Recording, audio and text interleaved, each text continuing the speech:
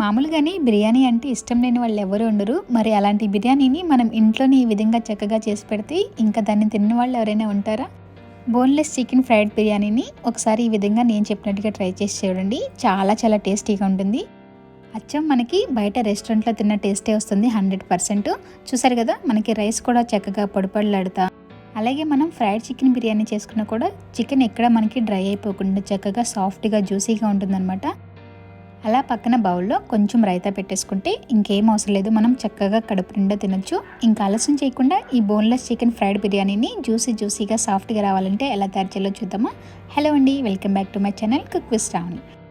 బిర్యానీ చక్కగా పొడవుగా పొడిపొరలాడుతూ రావాలంటే కనుక చక్కగా మంచి క్వాలిటీ ఉన్న లాంగ్ గ్రెయిన్ బాస్మతి రైస్ని తీసుకోవాలి. ఈ విధంగా ఒక 2 కప్పుల బాస్మతి రైస్ని తీసుకుని మనం ఒక 2-3 సార్లు మంచిగా వాష్ చేసుకోవాలి. కడిగి పెట్టుకున్న రైస్లో మనం తగినన్ని నీళ్లు పోసుకుని దీనిని ఒక 15 నుంచి 20 నిమిషాల పాటు మనం నానబెట్టుకోవాలి. ఈ బియ్యం నానేలోపు మనం వేరే ప్రాసెస్ చూద్దాం.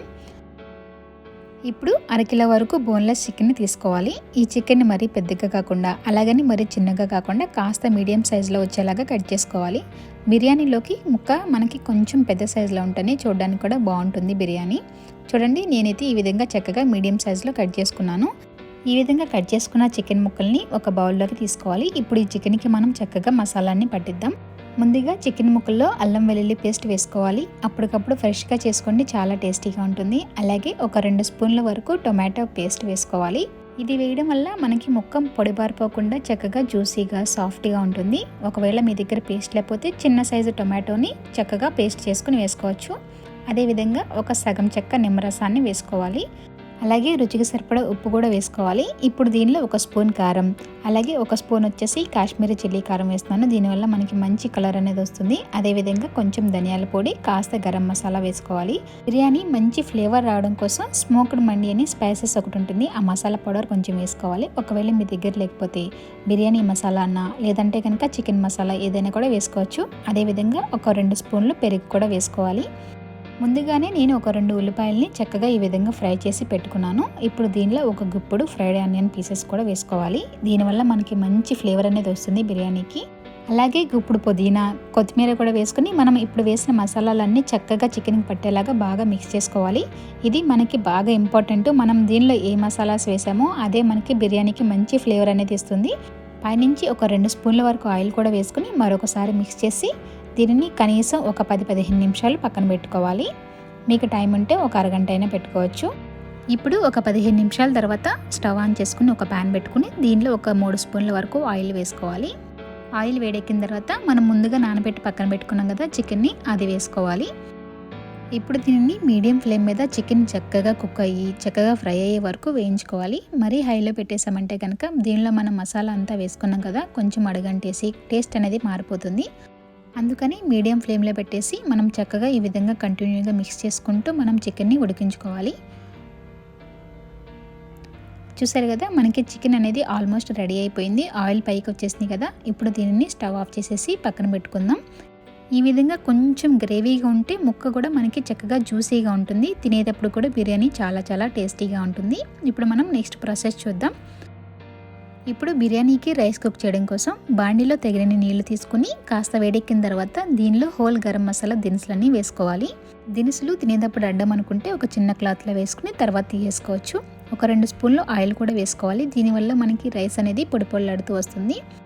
ఇప్పుడు దీనిలో 1/2 స్పూన్ అల్లం వెల్లుల్లి పేస్టు, రుచికి సరిపడా ఉప్పు, 1 స్పూన్ వరకు నెయ్యి వేసుకుని బాగా మిక్స్ చేసుకోవాలి. ఇప్పుడు వీటిని ఒక 2 నిమిషాల పాటు బాగా మరిగించుకోవాలి. ఆ తర్వాత దీనిలో కొద్దిగా ఫ్రైడ్ ఆనియన్, కొంచెం పుదీనా, అలాగే కొత్తిమీర కూడా వేసుకోవాలి. ఇవన్నీ వేయడం వల్ల మనకి రైస్కి మంచిగా ఫ్లేవర్స్ అనేవి బాగా పడతాయి. ఇప్పుడు దీనిలో మనం ముందుగా నానబెట్టి పెట్టుకున్న రైస్ని నీళ్ళు మొత్తం వడగట్టేసి ఓన్లీ రైస్ మాత్రమే వేసుకోవాలి. ఇప్పుడు ఇవన్నీ ఒకసారి మిక్స్ చేసుకుని మనం రైస్ని మంచిగా ఉడికించుకోవాలి. చూడండి, మనం వేసుకున్న అల్లం వెల్లుల్లి పేస్ట్, మసాలా దినుసులు, ఆనియన్ ఇవన్నీ ఫ్లేవర్స్ అన్నీ కూడా మనకి రైస్కి మంచిగా పడతాయి. బిర్యానీ రైస్లోకి మనం రైస్ని పూర్తిగా కాకుండా జస్ట్ ఒక 70-80% మాత్రమే కుక్ చేసుకోవాలి. మిగతా పర్సెంట్ మనం దమ్ పెడతాం కదా, దానిలో ఉడుకుతుంది. రైస్ని మనం ఈ విధంగా చెక్ చేసినప్పుడు కొంచెం పలుకుగానే మనకి రైస్ అనేది విరగాలి. అప్పుడే మనకి రైస్ అనేది చక్కగా పొడిపొడిలాడుతూ వస్తుంది. ఇప్పుడు దీనిని నీళ్ళు మొత్తం వడగట్టేసుకుని రైస్ని పక్కన పెట్టుకుందాం. ఇప్పుడు అదే బాండీని ఒకసారి క్లీన్ చేసుకుని అడుగున కాస్త నెయ్యి రాసుకోవాలి. అప్పుడు మనకి అడుగంటకుండా చక్కగా ఉంటుంది. ప్రస్తుతానికి స్టవ్ అయితే కనుక ఆఫ్ చేసే ఉంది, ఇంకా నేను ఆన్ చేయలేదు. ఇప్పుడు మనం ముందుగా రెడీ చేసి పెట్టుకున్నాం కదా చికెన్ కర్రీని ఒక లేయర్ లాగా వేసుకోవాలి. అంటే మనం చేసుకున్న చికెన్ని సగం మాత్రమే వేసుకున్నాను. అదేవిధంగా ఇప్పుడు మనం ఉడికించి పెట్టుకున్న రైస్ని ఒక లేయర్ లాగా, అంటే సగం రైస్ మాత్రమే ఒక లేయర్ లాగా వేసుకోవాలి. ఇప్పుడు మనం దీనిపైన కాస్త కొంచెం కొత్తిమీర పుదీనా కూడా వేసుకుంటే మరి కాస్త ఫ్లేవర్ అనేది పడుతుందన్నమాట. ఇప్పుడు మనం సెకండ్ లేయర్ లాగా మిగతా చికెన్ మొత్తాన్ని వేసేస్తున్నాను. ఈ విధంగా ఒక 2 లేయర్ లాగా చికెన్, ఒక 2 లేయర్ లాగా రైస్ని వేసుకోవాలి. ఈ విధంగా వేయడం వల్ల చికెన్ ఫ్లేవర్ రైస్కి, రైస్ ఫ్లేవర్ చికెన్కి బాగా పడతాయి. చూసారు కదా, మిగతా రైస్ని నేను పైన ఒక లేయర్ లాగా మొత్తం వేసేస్తున్నాను. ఇప్పుడు మనం దీనిపైన ఇంకాస్త కొంచెం టాపింగ్స్ వేసుకుంటే రైస్కి ఇంకాస్త ఫ్లేవర్ అనేది పడుతుంది. ఒక స్పూన్ వరకు నెయ్యి, అలాగే కొంచెం పుదీనా కొత్తిమీర, అలాగే రోజ్ వాటర్ కూడా మనకి బిర్యానీకి మంచి ఫ్లేవర్ అరోమా అనేది ఇస్తుంది అనమాట. ఒక స్పూన్ వరకు రోజ్ వాటర్ కూడా ఉంటే వేసుకోండి. అదేవిధంగా పైనుంచి కాస్త ఫ్రైడ్ ఆనియన్ కూడా వేసేసుకున్నాను. ఇది వచ్చేసి మనకి ఫుడ్ కలర్ అనమాట. నేను సాఫ్రాన్ కలర్, ఆరెంజ్ కలర్ ఏదైనా కూడా వేసుకోవచ్చు. ఇదైతే కనుక ఫుల్గా ఆప్షను, సో అవాయిడ్ చేస్తే మంచిది. కానీ మనకైతే కనుక కాస్త కలర్ఫుల్గా ఉంటుందని వేశాను. ఇప్పుడు ఇవన్నీ వేసేసిన తర్వాత మనకి ఆవిరి అనేది బయటికి పోకుండా ఈ విధంగా ఒక అల్యూమినియం ఫాయిల్ వేసేసుకుని పైన మూత పెట్టేసుకుని ఇప్పుడు స్టవ్ ఆన్ చేసుకుని ఒక 5 నిమిషాల పాటు నేను ఇలా డైరెక్ట్గా కుక్ చేస్తాను అనమాట. ఆ తర్వాత నేను వేరొక ప్యాన్, ఏదైనా మనకి ఇంట్లో పాత ప్యాన్లు ఉంటాయి కదా, సో వాడనివి అవి పెట్టేసుకుని మరొక 10 నిమిషాలు ఈ విధంగా మనం బిర్యానీకి దమ్ అనేది ఇవ్వాలి. ఈ వేడిలోనే మనకి మిగతా పలుకుగా ఉన్న రైసు చికెన్లో నుంచి కొంచెం మాయిశ్చర్ అనేది రిలీజ్ అయ్యి మనకి చక్కగా ఉడుకుతుంది. స్టవ్ ఆఫ్ చేసిన తర్వాత వెంటనే తీసేయకుండా ఒక 5 నిమిషాల పాటు దీన్ని ఇలా వదిలేసేయాలి. ఈ విధంగా ఒక 5-10 నిమిషాలు వదిలేసేయాలి. కాస్త చల్లారాలన్నమాట. మరీ వేడివేడిగా తీసేస్తే మనకి రైస్ కొంచెం ముద్దగా అయిపోయే ఛాన్స్ ఉంటుంది. ఈ విధంగా చేసుకున్నట్లయితే రైస్ మనకి ఎక్కడ కూడా అంటుకోకుండా చక్కగా పొడిపొడలాడితే చాలా చాలా టేస్టీగా వస్తుంది. ఒకసారి పైనుంచి కింద వరకు మిక్స్ చేసి మరొక 5 నిమిషాలు దానిని అలా వదిలేయాలి. ఈలోపు కాస్త చల్లారుతుంది. ఇప్పుడు మనం బిర్యానీలోకి మంచి కాంబినేషన్ పెరుగు చట్నీని ప్రిపేర్ చేసుకుందాం. ఈ విధంగా ఉల్లిపాయని అలాగే పచ్చిమిర్చిని చిన్న చిన్న ముక్కలుగా కట్ చేసుకుని మనం పెరుగులో యాడ్ చేసుకోవాలి. దీనిలో రుచికి సరిపడ ఉప్పు, కొద్దిగా నీళ్లు, అలాగే కొత్తిమీర కూడా వేసుకొని ఇవన్నీ వేసుకుంటే మనకి పెరుగు చట్నీ అనేది చాలా చాలా టేస్టీగా వస్తుంది. పెరుగు చట్నీ కూడా రెడీ అయిపోయింది కదా. ఇప్పుడు మనం బిర్యానీని సర్వ్ చేసుకుందాం.